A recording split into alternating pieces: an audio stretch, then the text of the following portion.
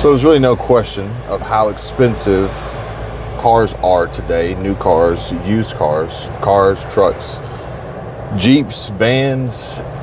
It really doesn't matter. Any mode of transportation is expensive. More expensive today than it was last year, the year before that, and only potentially going to be even more in the future.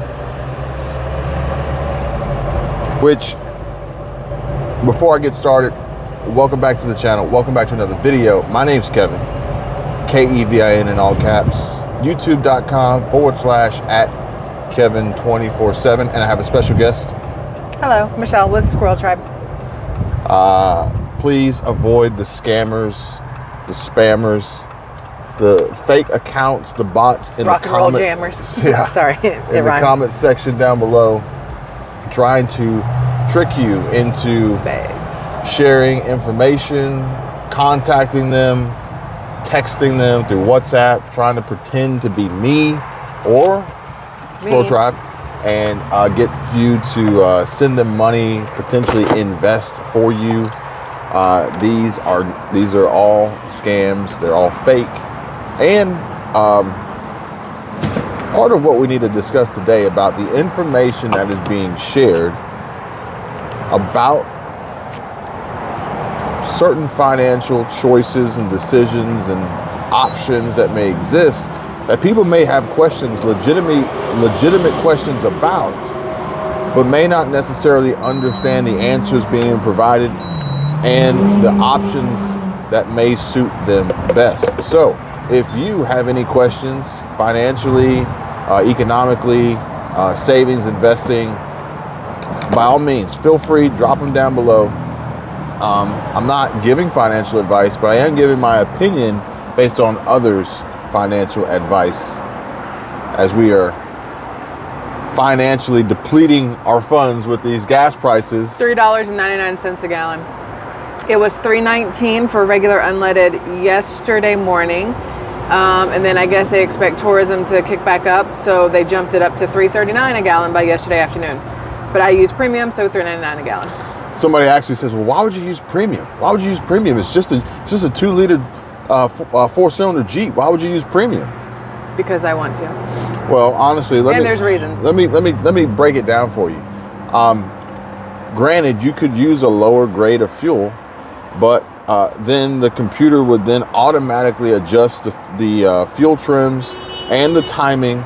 And this being a turbocharged engine, in my opinion, I would much rather and prefer to avoid the possibility of detonation and knock by utilizing the recommended fuel for the vehicle. I mean, granted, you would save, I don't know, 30, 40, 50 cents a gallon, maybe. Is that worth a new engine? Not to me, it's not. Is that worth a reduction in performance, potentially a reduction in actual fuel economy? No, not at all. Not to me. And then some people will say, well, if there's only one hose, that means you're actually not getting what you purchased, because whatever fuel was in it before you filled up there's still residue. It was some sort of shaking hand motion that she just did off camera. Totally off topic of this, but the child is asking if she can go because a friend has a ride home. Okay. Okay. Whatever. I'll let her know. All right, well, let me begin by stating that I watched a YouTube video for which I am now providing my opinion based upon. And no, I am not quitting YouTube or leaving YouTube forever, nor have I ever said that. But I did watch a video about paying cash for cars. And it really opened my eyes, and I wanted to share my thoughts and my opinions. Don't do this. I'm not. Go to the light. Stop playing. I'm trying to make this death-defying U-turn. I was going to get it, though. This Jeep has a lot of giddy up to it. So, number one, paying cash for cars. I see what you did there. And I'm going to talk more about that later on in the video, but I see what you did there. And number one, the days of no money down for car financing are over. The banks will put an end to that. They're done with that. The banks moving on. They know that the cars are too expensive. They know that the cars are not worth what they're being sold for, and they know that they can't take the risk of allowing 100%, 110, 120% financing on these vehicles. Why? Why would the bank finance 120%? So that you have to pay back more in interest over time? No. I mean, yeah, the more... So that you can give a down payment? No. The more that you finance and the longer, the more interest they'll earn over the life of the loan. But why would a bank want to finance a vehicle for 120%? Are you getting 120% of the car? Why would they do that? I don't know. Okay, and this is why we have these conversations. That's why we have these discussions. Yeah. Because typically most people are upside down in their trades. Therefore, they would need to finance over 100% of the car that they're trying to buy to absorb the negative equity in the trade. Okay, that makes sense. I think, though, that my thought on down payment made sense, too. In theory. If you were going directly to the bank for a loan. No. No? Okay, maybe not. If the car costs 50 grand and you want to put 10% down, which would be $5,000, then the bank's only going to finance 90%. So they're not going to finance 120%. Okay. 120% is when they're financing more than the car is actually being sold for because you've rolled negative equity into it. Okay. And that was a lending option in the past, but they are going to be pulling back on that and pulling back on zero money down. Again, if you guys got questions, drop them down below. But I will say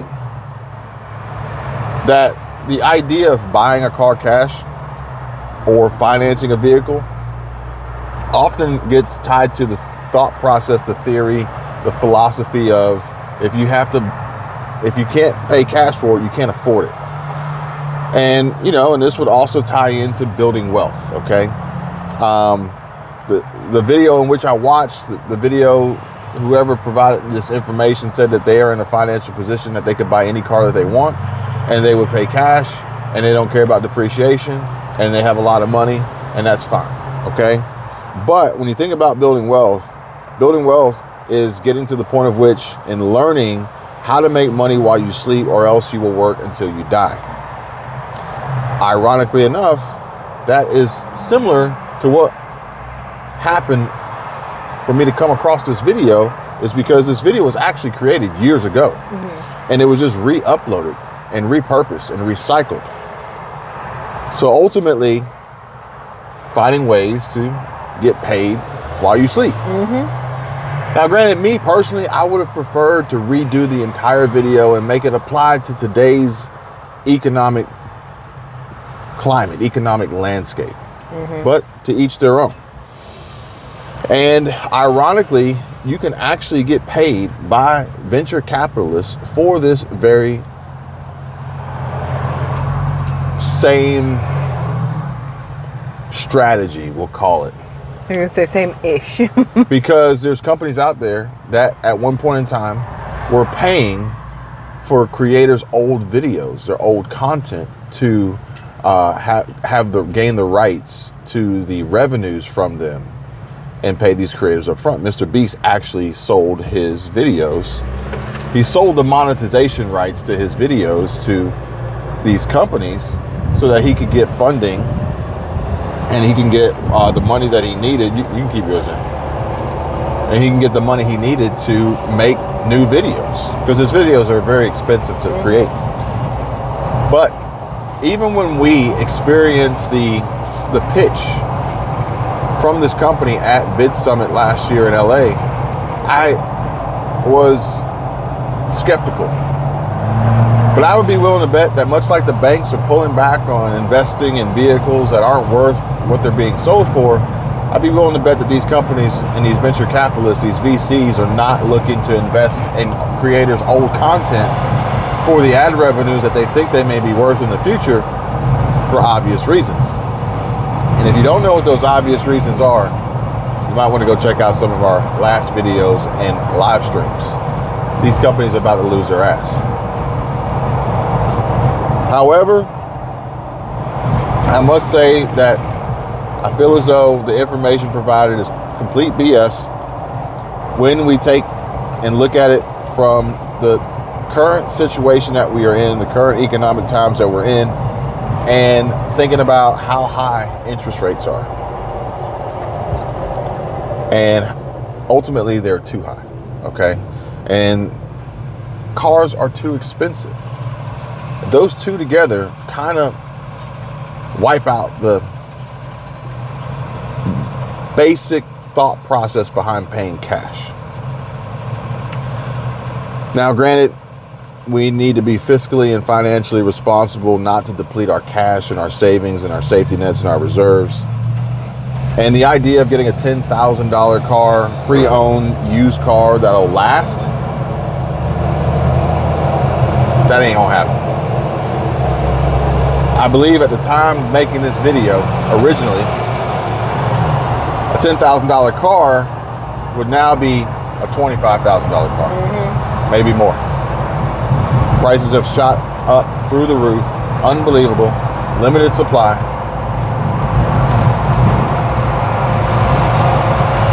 And we need to take into consideration the depreciation. Now, granted, I don't think people should worry about depreciation to the point at which they can't drive their vehicles or they're afraid to put miles on the car, truck, van, whatever it may be, crossover, SUV. Scooter. You might be able to get a scooter for 10 grand. I was about to say, you might be able to get a scooter for 10 grand. You can't even get a golf cart for 10 grand, remember? No, you're right. You're right. The golf carts are expensive.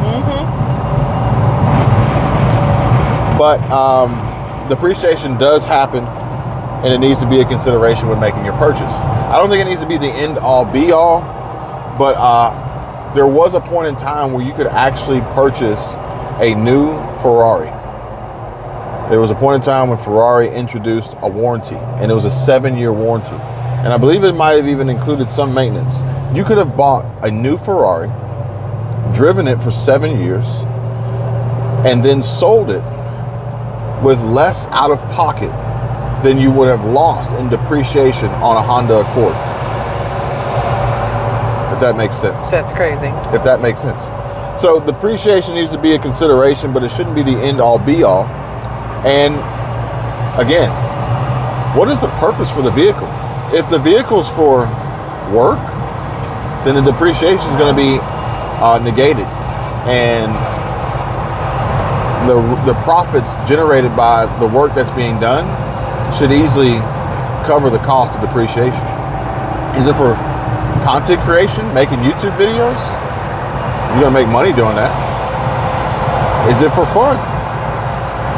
If it's for fun, I can't really put a price on depreciation. How much do memories cost?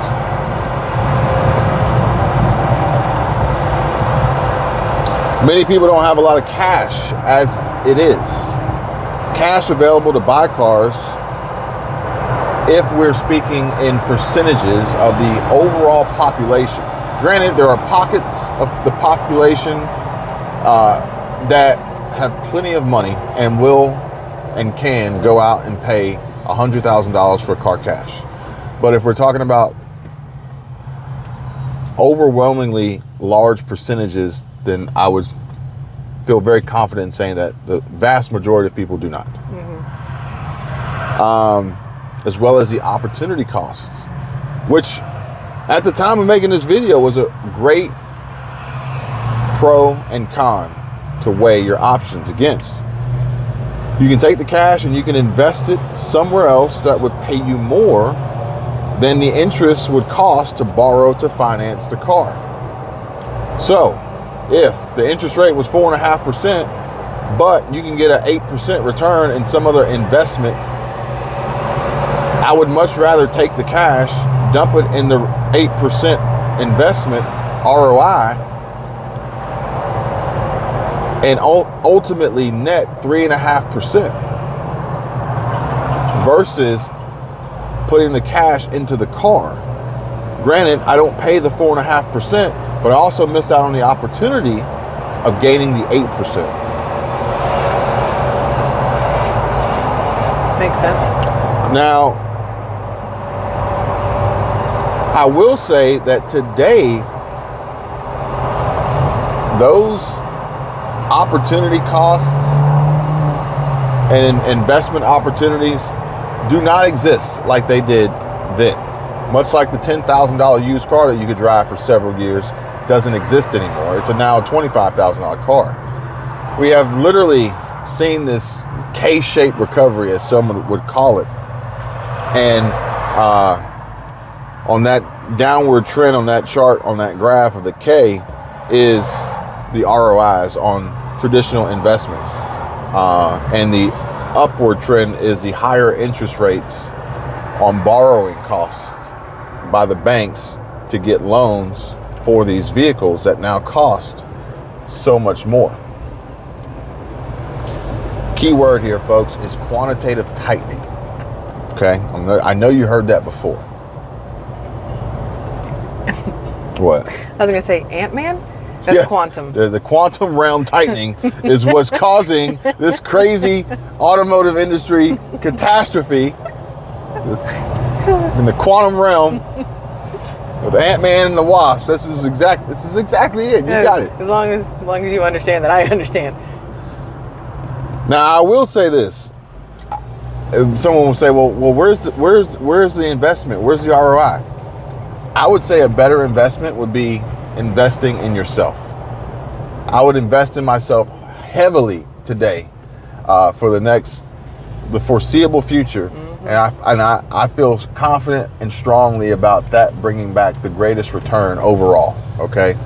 And if you want to talk about that more, possibly discuss some mentorship opportunities, deep diving into these theories and these scenarios and how you can build your brand, you can build a business, you can build wealth, build savings, build investments, so by all means, reach out, contact me. I will not contact you.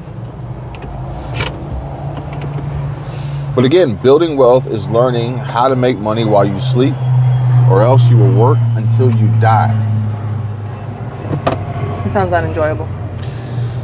And repurposing old YouTube videos could potentially be a way of doing that, as the algorithm isn't quite the same, and how it's not necessarily recommending, and it's really killing videos. The videos will have a lifespan far shorter. It's like a half-life, far shorter than they've ever had before. So to combat that, you can just repurpose your old videos. But here's the problem with repurposing old videos, is that old investment principles don't necessarily hold true today based on all factors, okay? So I feel as though that this content is misleading to some degree, but the psychology behind it is sound. Make your money work for you and leverage debt versus the ROI and interest rates when possible. But I don't think it's as cut and dry as never pay cash for a car or only pay cash for a car. There's going to be a lot of different factors, a lot of different variables. I agree. She agrees. She agrees. I do. And these, same thing in the quantum realm. If you're in the quantum realm, be careful. Those dealers, those used car dealers will slimy down there. You got to watch it. They'll sell you a lemon. And call it a lime. Anyway, thanks for watching. Give the video a like, subscribe to the channel. Avoid the scammers and the spammers and the bots in the comment section down below. And if you want to reach me, you know how to find me. Info in the description down below. You guys take care. Be safe. See you real soon. Bye.